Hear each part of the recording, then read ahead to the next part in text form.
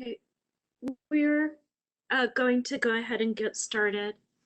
My name is Anna Pinedo, and I'm a partner in the New York office of Mayer Brown.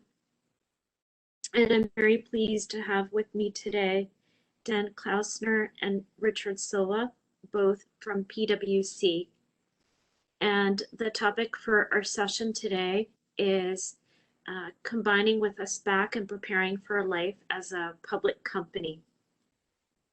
So in order for today's session to be as helpful as possible to you, throughout the session, we'll occasionally pause to take questions, but you should also feel free to type questions into either the chat or the Q&A box, and Melissa will be watching for questions and make sure that we pause to answer questions as we go through the materials. Also, if you're joining us by phone or have dialed in through the audio function, excuse me, you can also press *6 to unmute your line and interrupt and pose a question as we're going through the materials today. We'll also be reading the CLE code through about the middle of the presentation, and then we'll repeat it toward the end of the presentation. So if you'd like CLE credit for the live version of today's presentation, then please just complete the form for today's presentation, the evaluation and the affirmation, and fill in the CLE code and repeat that I repeat during the presentation, and return the forms to the Mayer Brown email address that's listed at the bottom of the forms, and we'll complete the CLE process. So with that, we'll go ahead and get started and go through our agenda on the next slide with you. So we'll provide a little bit of background on the SPAC market and how that's been changing. Talk a little bit about the SEC concerns regarding SPACs and the SPAC market and how that leads us into the topic for today's presentation. Talk a bit about the process for business combinations between private companies and SPACs, and then get into the meat of the presentation, which is really public company readiness and preparing to be a public company as one emerges from the initial business combination transaction with a SPAC. And many companies are accustomed to thinking about public company readiness in the IPO context. And I think that what's important to consider is that oftentimes many companies have a plan for public company readiness or public company assessment in the context of planning for an IPO, but they may not necessarily adhere to that planning process or may receive unsolicited interest from one or sometimes from multiple SPACs, and those very well laid plans for undertaking a public company readiness assessment may fall by the wayside, and they may respond to the interest that they've gotten from SPACs and move very quickly, casting aside the public company readiness until it's a little late in the process, and it may catch them by surprise that, in fact, on the day that the business combination closes, they have to be public company ready. So we'll cover all of those topics. But first, a little about the SPAC market, and I'll hand off to Dan to talk about where things stand. So Dan? Great. Yeah, thanks, Anna. Appreciate it. So let's roll to the first one. So it's Daniel Klausner here out of New York. I run our capital markets advisory business. So thinking about the SPAC market, before we do that, we want to focus on the equity markets, because SPAC market is a part of that. What I think you'll see from this chart, and we're not trying to give you an eye chart or any kind of confusing squiggly lines, is it's been very volatile, as I'm sure you know. We came out of last year with a sharp rebound on the upside, and we continue that with the Dow and also the S&P and the NASDAQ reaching new highs.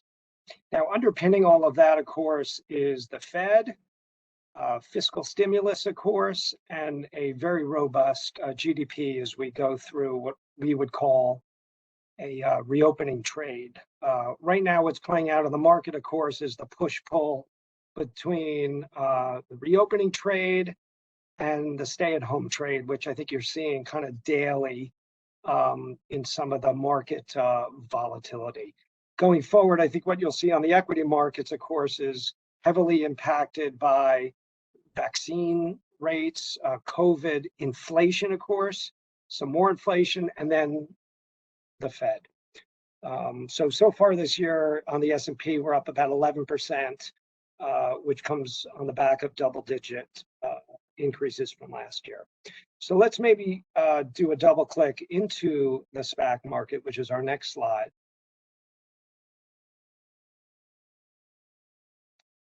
Great.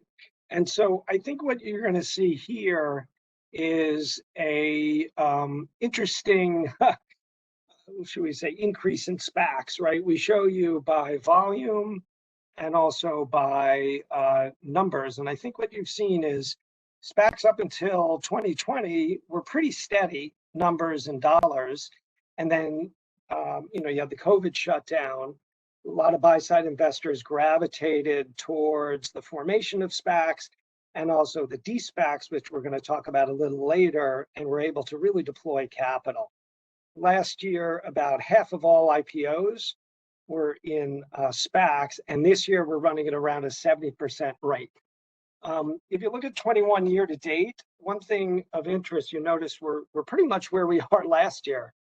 Actually, we've exceeded it. In January, I think the first, 15 trading days or so, we were already doing around 50 SPAC IPOs. So the market has been very, very robust as of late, except, of course, for the last month or two, which we'll touch upon in a second. Why don't we go to the next slide? It's interesting, when we talk about SPACs, we don't really talk about IPOs or follow-ons week by week, but the SPAC market has been so robust that we generally have looked at SPAC formations every week. We won't bore you with those weekly stats. We'll, in fact, keep it on the monthly.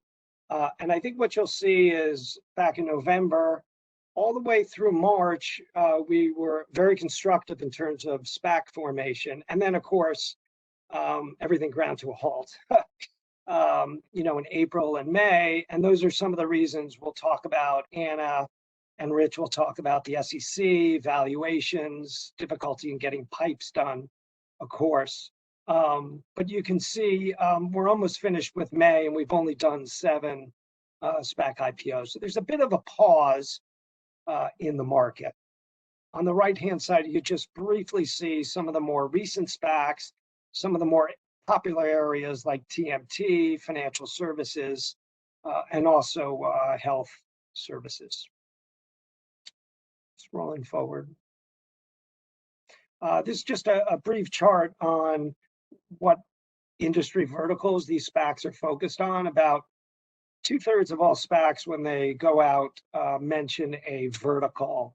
Obviously, healthcare, TMT, consumer, industrial are all popular verticals that SPACs are looking in order to find a target company.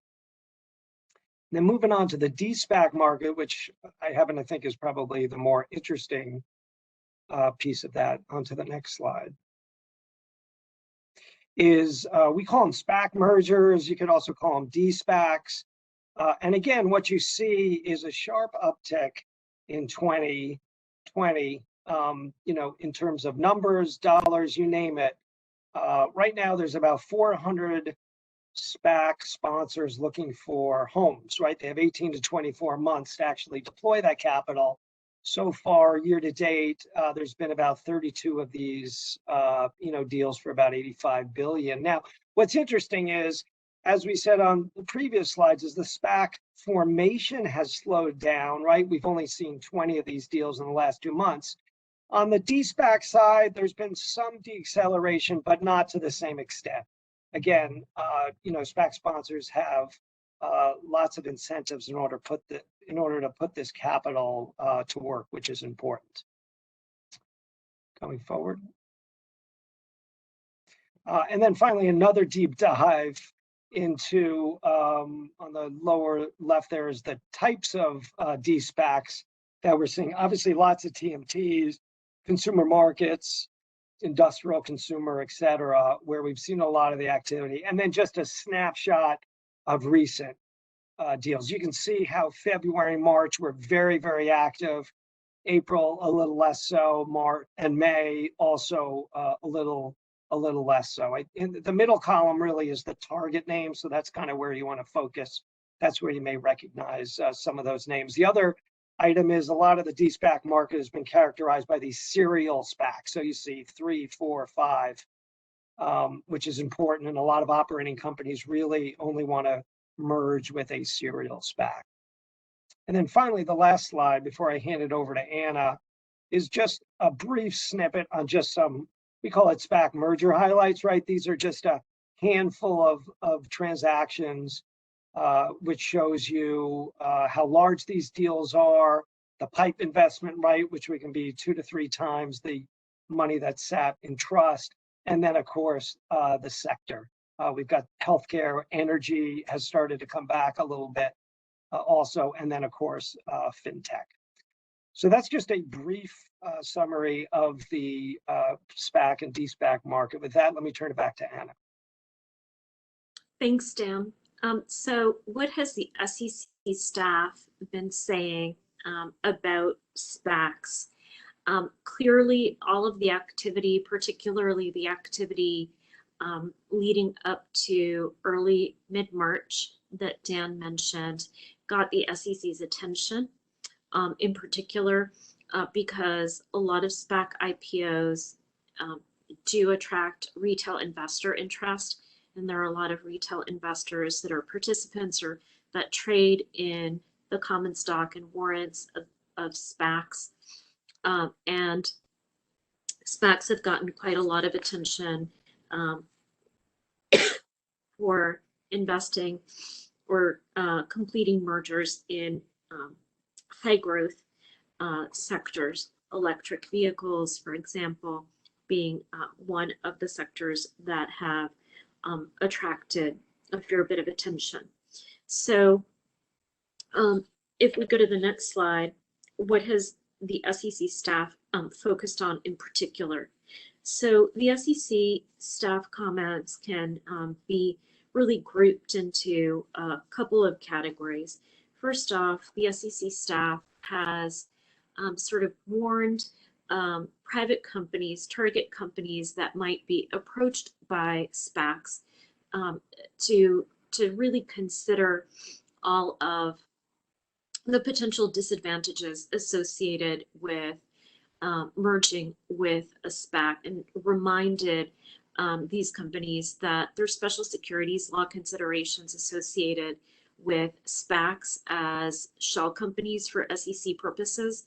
So companies that are former shell companies remain ineligible issuers. They're subject to quirky SEC rules, including rules that relate to when they can use an S8, when they can use an S3, Rule 144, and so on. More pertinent to today's presentation, SEC representatives have emphasized that it's really important that the boards of private companies, and especially audit committees and directors and management of private target companies, understand that all of the disclosure requirements that are applicable to public companies generally are applicable to SPACs and to the merged or combined company that results from the de-SPACing transaction.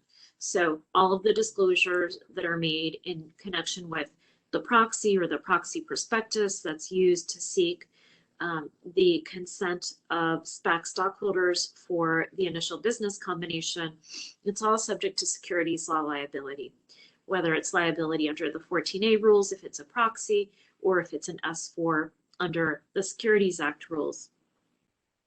And of course, once the private company completes the initial business combination, it has to be ready. It has to be ready to meet all of the corporate governance requirements of the NYSE or the NASDAQ. It has to be ready to timely file its Qs and Ks. It has to be ready to, with its disclosure controls and procedures, and it has to maintain effective internal control over financial reporting. So all of these things that would be applicable and that private companies seem to have an awareness of if they're undertaking traditional IPOs, maybe are not at the forefront of the thinking when unsolicited term sheets from SPACs come through the door. And so the SEC has SEC staffers have made a number of speeches really cautioning private companies to think about all of these things as they consider combinations with SPACs. On the next page, we highlight what I would term really a speed bump, although it's been a fairly big bump, maybe more of a hill. The SEC staff at the Office of Chief Accountant has provided this interpretive guidance relating to public warrants and private warrants to the extent that they contain certain cash out features, and required that warrants that contain these features be booked as or treated as liabilities. So not really a disclosure issue, but nonetheless, it does go to addressing sort of financial controls. It does go to whether a SPAC would have to report a significant deficiency, for example, in connection with its financial statements or material deficiency. So very relevant to some of the issues that we're going to be talking about today. So those are the things that the SEC staff has cautioned participants in the process to bear in mind. So now just a very quick overview of the initial business combination process. We'll go to the next section, and I will take 5 minutes to zip through this. So I think by this point, probably a lot of you joining us have the basics down pat. So in terms of the de-SPAC process that Dan referred to, you have a SPAC that has gone public. It's done an IPO. It's raised cash in a traditional initial public offering in which it has sold units. Those units consist of common stock and warrants that are paired together, and at some point they detach and trade separately. The cash that's raised in that IPO is held in a trust account, and it's meant to be deployed in connection with completing an initial business combination.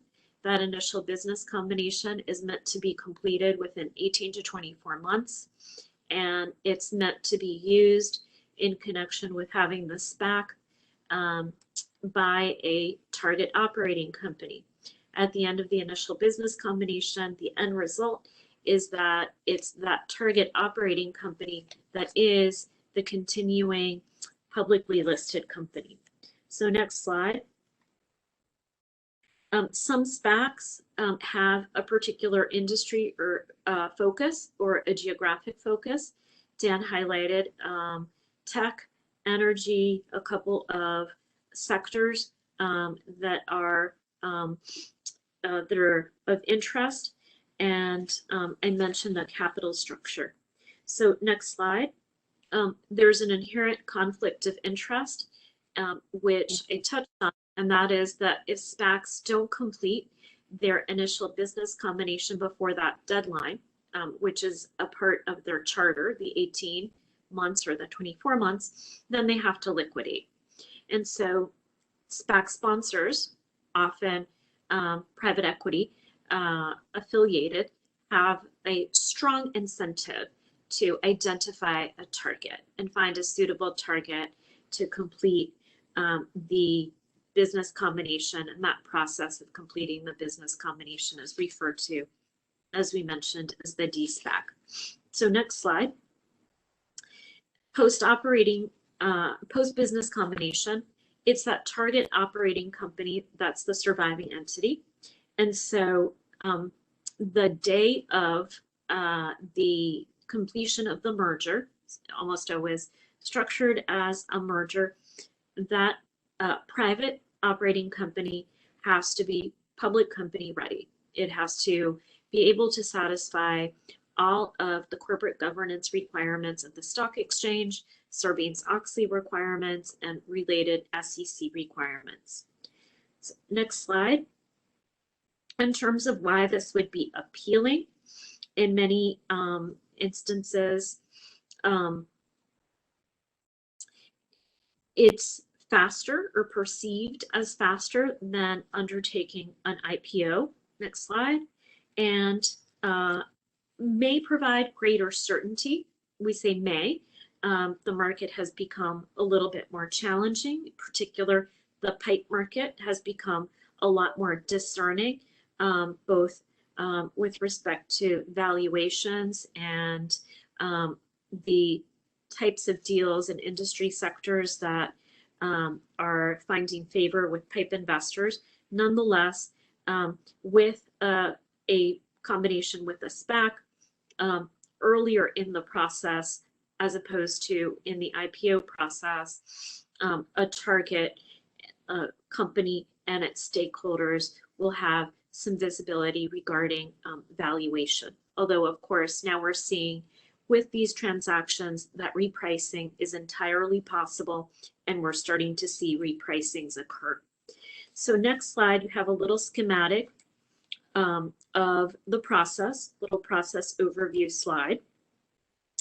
And next, one of the most time-consuming aspects of this process that occurs in parallel with the negotiation of the business combination agreement is the preparation of the disclosure document, the proxy statement, or the proxy prospectus, the S4, or if there's a foreign target company or foreign issuer, pardon me, the F4.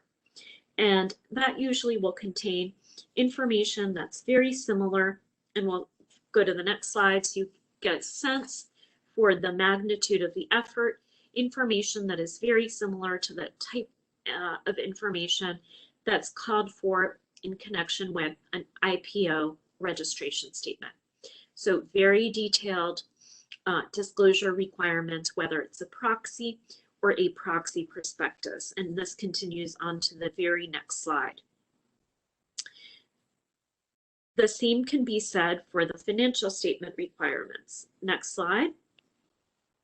The financial statements that are required for the target company depend in part on whether the SPAC has already filed a 10K and whether the target would, if it were doing a deal on its own, if it were, let's say, pursuing an IPO on a standalone basis, qualify as an emerging growth company. So let's say that the target was doing an IPO and would qualify as an EGC, and the SPAC itself, as is almost always the case, is an EGC, and the SPAC has not yet filed a 10K, then 2 years of target audited financial statements would be required. That's in addition to unaudited interims, depending on the passage of time, and pro formas, and an MD&A section, and comparative per share data. So a fair bit to produce. Next slide. And even though, as we just said, target is private, those financial statements have to be prepared in compliance with SX and US GAAP and have to be audited in compliance with PCAOB standards. So it used to be the case until late 2020, next slide, that the SEC accepted target financial statements that were prepared in accordance with AICPA standards.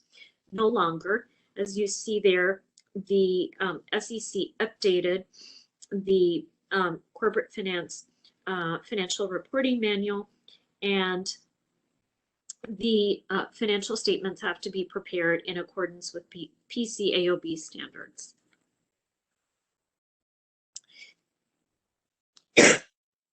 So there's a fair bit of preparation that goes into collecting and producing all of this information, the business section, the MD&A, the financial statements, all of which does require the target company to take into account some of the disclosure controls process that I'm sure that Rich will touch on, and putting together the financials, vetting the financials, having board of target approve the financials.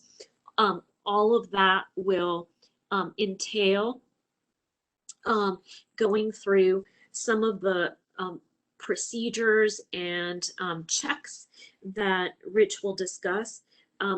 But of course, that's not where the public company readiness process ends. It's really just the beginning. Thank you, Anna.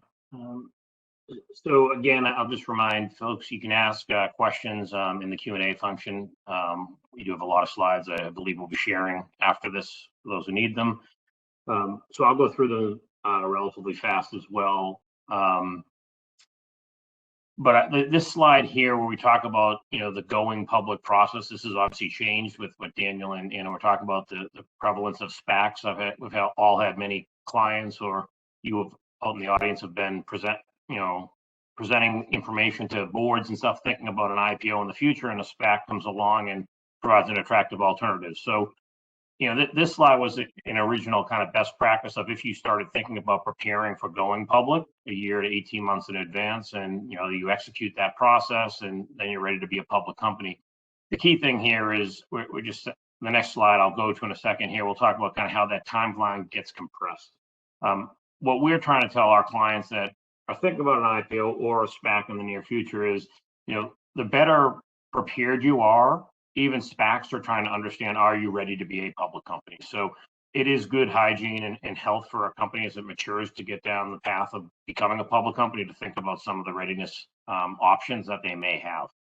If we can flip to page 35, this is a bit of trying to tie together some of the information that Anna just went through on a variety of slides, and I won't belabor it, but the key message here is what we do find on occasion is clients who thought they had a year or 2 years before they'd be a public company get approached by a SPAC, and then what we see is that time frame gets shortened to 3 to 6 months, and that is a tremendous amount of information that needs to be pulled together for public filings, a significant amount of planning and preparation to be operating as a public company, all in concert with negotiating a merger agreement. So we often talk to our clients about a SPAC is effectively doing an M&A transaction while you're doing an IPO, and that just compresses some of the timelines.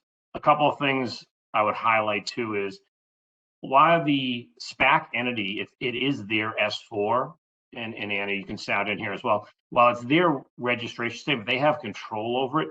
A significant portion of the information going into the registration statement is based off of the target, and that target entity needs to prepare that information, and many times they're not prepared to provide all that information, or thinking they would have the same volume of information needed to be publicly available as quickly as possible, as necessary. So just a quick point there to highlight. The other point in an S4 process here, I think you're all aware, but everything becomes public right away. There is no confidential filing similar to a traditional IPO these days, where an emerging growth company can file confidentially up until 15 days before it wants to go on a roadshow. So key things there to think about for private companies thinking about a de-SPAC transaction is they can't start the process and stop it with no one seeing any of their key information, KPIs, non-gaps, et cetera. That information will become available immediately. The third phase here, we'll talk in another section around kind of being public company ready for, as Anna mentioned, filing Qs and Ks, but also being in a position for certain control requirements from Sarbanes-Oxley and other regulatory requirements. So with that, we'll flip to the page 36 here. This is just a framework of how PwC, Daniel, and I help companies think through being public company ready, the movement from private to being a public company ready company. We look at, and those on the phone, I'll try to say some of the words here, but those that can see it, there's 14 boxes on this chart here. In the top row, we think of this as the going public kind of things that have to get in place and be ready to go public. And I'll defer to Daniel in a second on the capital markets starting in the second row, but the second row on this one is really around things that you need in place to be operating as a public company. And those are all, you know, tied into kind of managing the project. There's lots of stakeholders, lots of requirements from the management team to get through this process. And then there's lots of you know, IT and systems and processes. What we often see is a lot of companies being approached by SPACs are younger in their maturity cycle and don't have, you know, robust systems and processes and people in place to be operating as a public company. So what we try to help companies think through, and I'll talk a little bit about each of these boxes that or functional areas that we address, is having companies understand how can they prepare for operating as a public company. We think of it in a few different aspects here.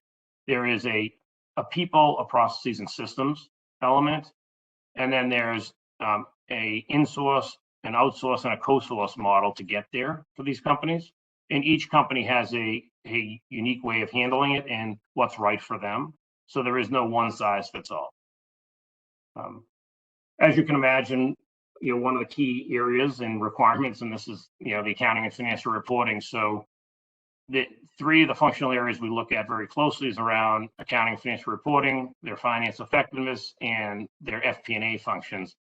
The reason we kind of link those three together is it's not just about preparing SEC or SX compliant financial statements for the offering, but also are you in a position to file after you go public with the age of financial statements? So are you going to be able to file your 10Qs timely? When do your competitors have press releases and earning calls, your peer group? When are you going to be in a position to have numbers available for the investors? And from an FP&A perspective, depending on the maturity of the company, you know, are they able to forecast accurately? And in an S4, I'll have Daniel touch on this in a moment. There's a bit more liberty on forward-looking information in an S4 versus in a traditional S1. Is the management team comfortable with the information that would be available upon the announcement of the merger and that has forward-looking information? And will they be in a position to provide forward-looking information on GAAP, non-GAAP, and KPI information that the, you know, equity investor may be looking for? Those three areas are all covered also by an internal control environment. We're going to touch a little bit more on key requirements, but in connection with the S4, the management team and executives need to at least have an assessment to get a PCAOB audit done. There needs to be some level of documentation of their current control environment and a gap assessment made so that you can identify if you have material weaknesses. So those could be disclosed in an S4. And to give you some color here, from an IPO perspective, we haven't done statistics necessarily on SPAC IPOs, but overall on the IPO markets, greater than 50% of companies do go out with a material weakness.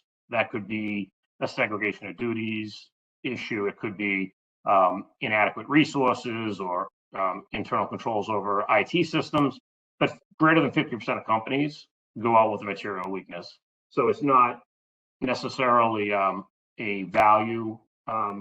It doesn't reduce value, in particular if it's identified early in the process. So just making sure you have that in place. And in the later section around compliance post emerging, i.e. being a de-SPAC entity, your compliance requirements under the Sarbanes-Oxley rules will also be needed to have certain controls in place. we often talk a little bit about tax. What is the vehicle or the entity that would be de-SPAC'd? And is that the right vehicle for the existing shareholders? So there are some tax considerations on which entity would be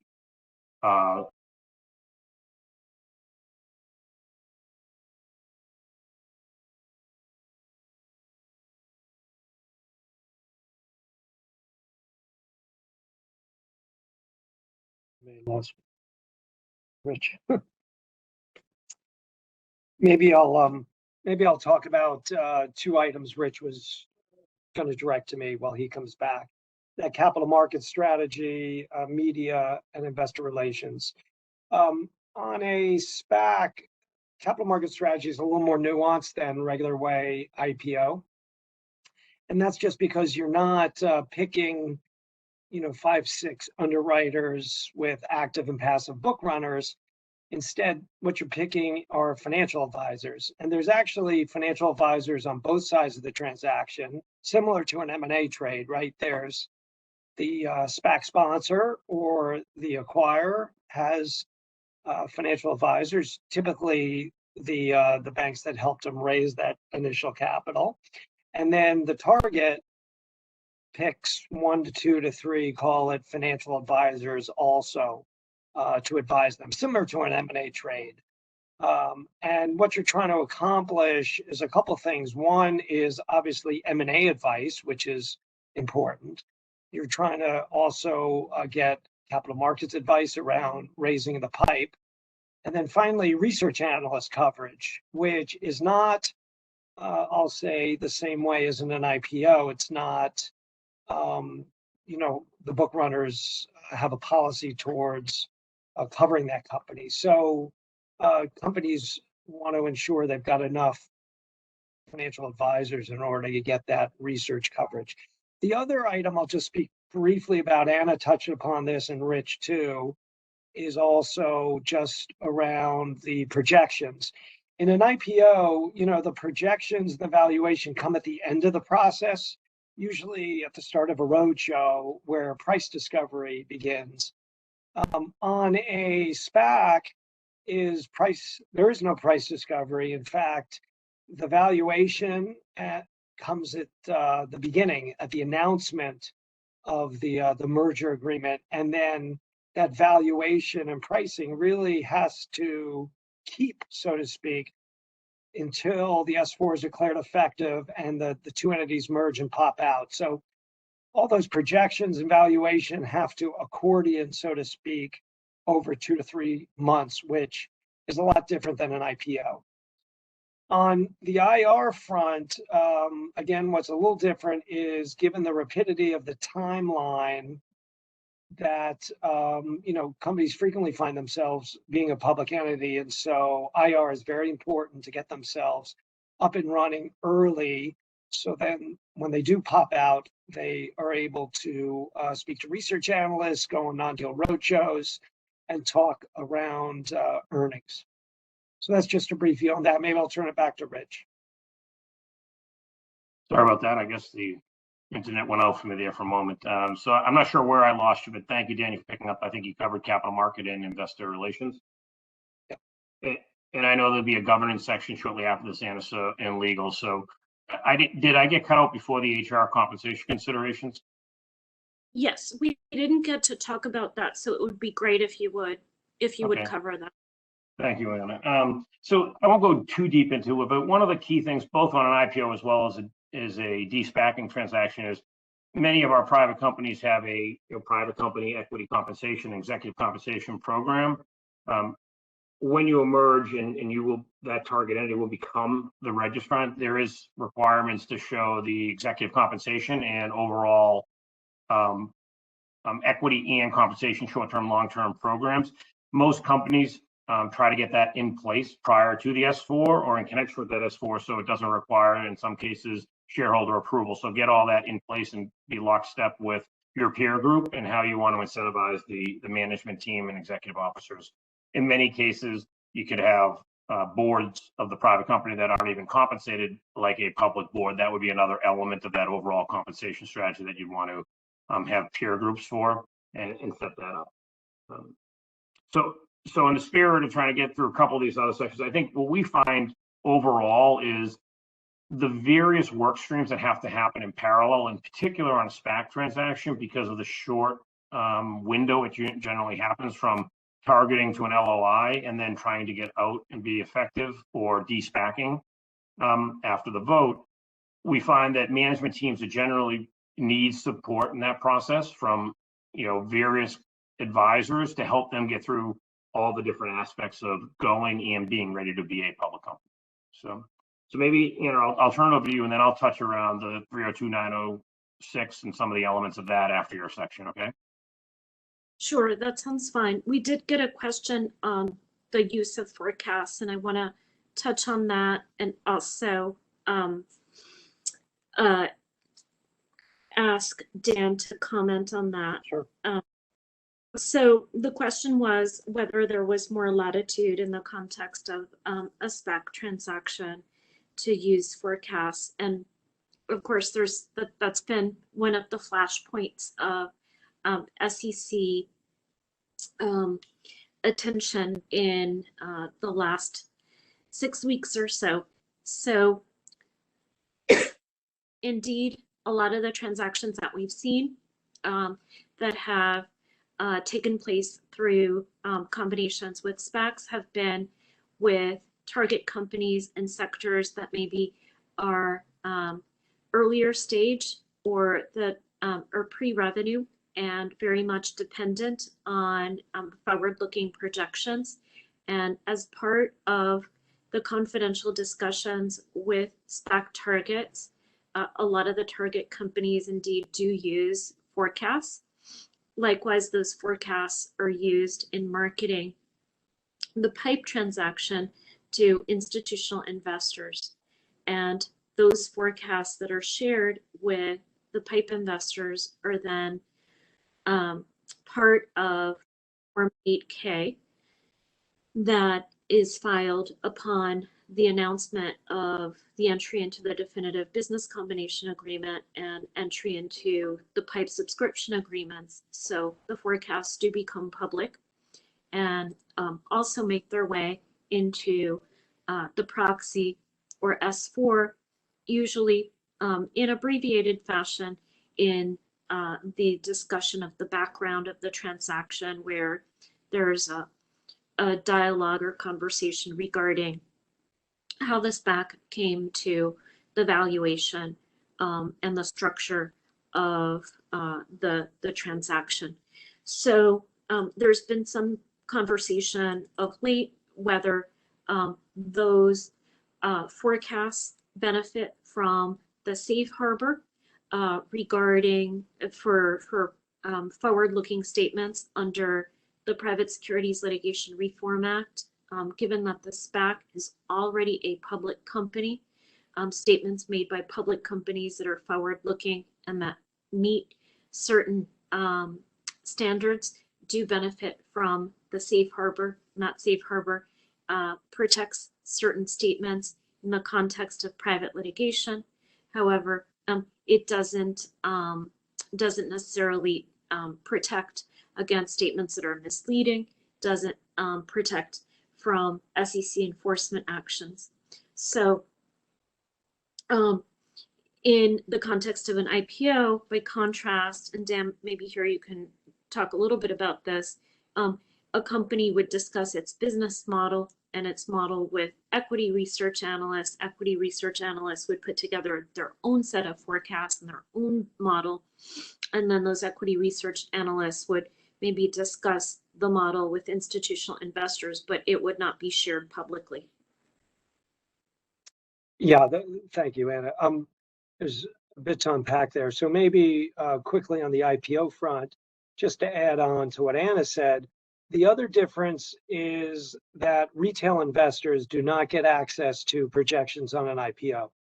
As Anna said, the mechanism whereby the market gets those projections on an IPO is through the research analysts speaking to the buy side institutional investors, but the retail investors never get access. They don't see sales memos with projections. Now, where it's different on a SPAC, of course, is at the reveal or the announcement of the merger and the PIPE.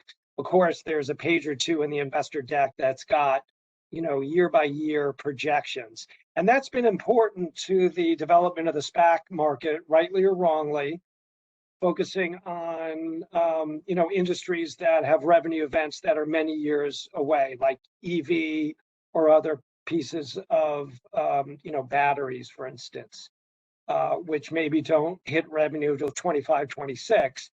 And the reason that's important is because retail participation has been very important to the popularity and the subscription of all of these SPAC deals and then de-SPACs also.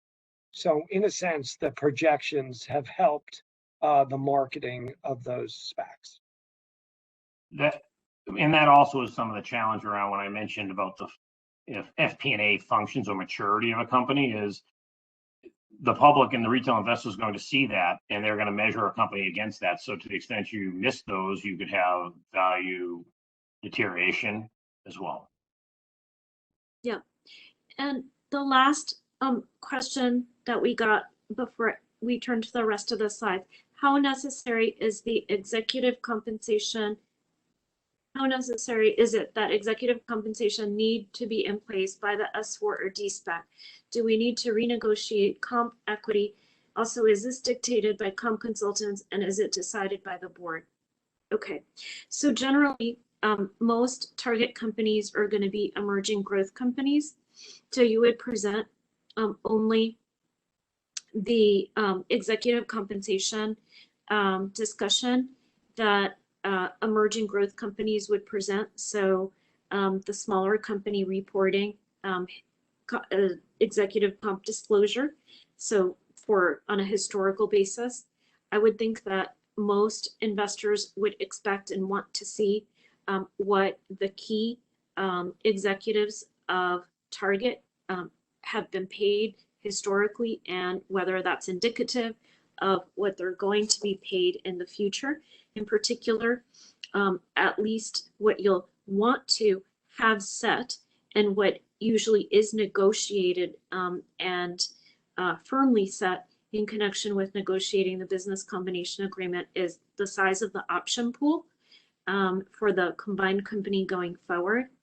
And oftentimes, whether there are any bonus, option awards, bonus awards, or the like that are made in connection with the transaction.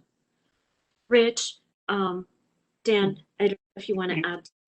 Yeah, the only thing I would add to that is, generally speaking, you'll want to know most of the executives will be getting new contracts as a public company officer, and generally they're renegotiating that or at least entering into that, and that would be likely disclosed as a key agreement.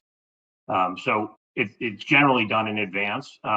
It doesn't mean the entire pool of employees gets their option grant or their restricted stock grant, whatever the strategy is for the company, but the new plans are kind of understood, is my experience, Anna and Dan. Okay, so just in the interest of time, let's move very quickly to the next section. Corporate governance best practices. So here, I'm not going to spend a lot of time going through this. These charts are available on our blog. And there's a link to our blog at the end here. So we try to provide target company clients with a framework. As Rich said, it's often difficult to sort of pace or try to address all of the public company readiness while going through the de-SPAC process. So we like to think about what needs to be done before the business combination agreement is finalized, what needs to be done before the S4 is finalized, what needs to be, and Melissa, you can flip to the next slide, what needs to be done before the S4 is finalized, what needs to be done before the shareholder vote, next slide, and then finally, what needs to be done before the closing the transaction. And then finally, what needs to be done in the immediate, on the next slide, what needs to be done in the immediate aftermath of having closed the transaction. There's a lot of there are a lot of items on these slides, so a lot of work for teams at the company to tackle throughout the process, and oftentimes just dividing it into stages or knowing what needs to get done by phase is helpful in terms of organizing or sequencing the work. Rich, I'm going to turn it back to you just on disclosure controls and ICFR, because I want to make sure we hit it before we wind up. Perfect. And let me try to address this. This chart is I think very helpful for especially the CEO and CFO of organizations. So when you de-SPAC and you're a public company, you immediately are obligated to comply with Section 906 and Section 302, which are two certifications. And I'll give the layman's term. It effectively is saying anytime you have financial statements in a periodic report, you're effectively saying that the financial information is complying with the SEC and if it's fairly presented. And then 302, anytime you do a Q or a K or that equivalent, you're effectively saying personally as the CEO and CFO that the financial statements are accurate and reliable. The disclosures and the controls that I have over my control environment to disclose such financial information is appropriate for me to make this certification. That's an important factor because I think before we get over to 404A and B, immediately again, so if you de-SPAC and then you have to file your Q1, in this case, the March 31 or your June 30th Q, those certifications are going in at that point in time. So when we have people think about internal controls in preparing to be life as a public company, this is probably the one that we focus on most is you need to identify where you have gaps in your environment so you can put in place. You may not have a perfect control environment, but you need to understand what controls you want as an individual to be operating effectively for you to feel comfortable signing these certifications, because they're an obligation of the CEO and the CFO. So whether that is a disclosure committee environment, whether that's a sub-certification process, flux analyses, whatever works for that organization, you should have that in place. I think that's regardless. I think the important thing on the top right corner of this 404A and 404B, which is, your control environment and management's attestation versus the auditor. Again, the two things that change here is if you are an emerging growth company, in a traditional IPO, you have up to 5 years before you have to have B404B compliant. You have 1 year free regardless in a IPO, whether you're an emerging growth company or not, before management has to attest on their control environment. One nuance here in a SPAC transaction, if the entity merges with what we refer to as a mature SPAC, so a SPAC that has filed a 10K, then you lose that first year and you lose 1 year on your 4 years more of 404B not being required if you were an emerging growth company. So that first 10K qualifies as your first 10K, even though you've done a reverse acquisition. And that's an important factor for people to think about, especially if the target entity is not an emerging growth company. So you would potentially, if you merged with a mature SPAC today, they filed their 12/31/2020 10K, you would be subject to 404A and B for this current year, 12/31/2021. So that's an important factor when a client or a target of yours, if you're a target of a SPAC, understanding if they're already quote unquote a mature SPAC or not. So that's an important piece I want to make sure we addressed. I know we're getting close on time. The next page is really just it's just showing kind of the maturity of the earlier you plan, and you can set up disclosure committees to be in that position to establish 302 and 906 certifications is great. And then that middle two columns, it really depends on if you've merged with the mature SPAC or you're an emerging growth company, could accelerate the timelines of how soon you have to attest, as well as your external auditor would have to audit that attestation of your control environment. and all happening in an aggressive timeline. So those are a couple of things, and I thought were important at least to address on this call as companies think about CEO and CFO certification processes as a public company upon de-SPACing. Thanks, Rich. Yeah, I agree. So the next section talks about the basic operating as a public company.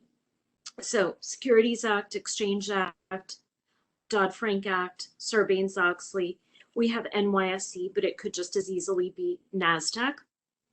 And on the slides that follow, we have the very basic, just the highest level overview of the requirements to consider under each of these. Sarbanes, Exchange Act, the Core Exchange Act reports, the CEO, CFO certifications, and disclosure controls and procedures. We have maybe time for 2 more questions before we wrap up. So do you anticipate the pipe market to come back this spring, summer? If not, how easy is it for companies who have been preparing for a SPAC to transition to the IPO track? Okay, I'm going to answer the last part because it's easier, and then I'm going to make Dan answer the first part, the harder question. So the easy one. It's actually quite easy.